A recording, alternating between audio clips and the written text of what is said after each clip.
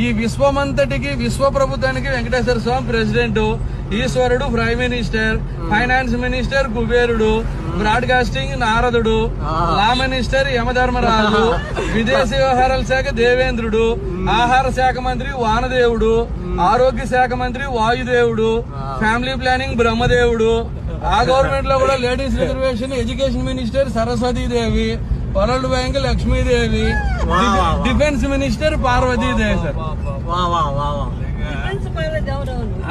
ఇప్పుడు వార్తలు మోసేది నారదుడే కాబట్టి టెలికాం, బ్రాడ్కాస్టింగ్, ఇంటర్నెట్, ఈమెయిల్ అన్ని నారదుడు.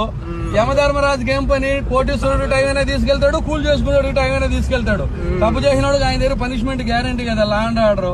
దేవత లోకాలకంతా అధిపతి దేవేంద్రుడు. దేవేంద్రుడికి ఏముంది? ఏ లోకం పైన రంభ, ఊర్వశి, మేనక డాన్స్ ప్రోగ్రామ్ లో ఆయన జీవితం హ్యాపీగా ఉంటుంది. మన విదేశాంగ మంత్రి కూడా జనాల డబ్బుతో రష్యా, అమెరికా, ఫ్రాన్స్ అని జాలికి తిరిగేస్తున్నారు. ఫుడ్ ఆధారం వాటర్ కాబట్టి వరుణదేవుడు ఫుడ్ ప్రాసెసింగ్.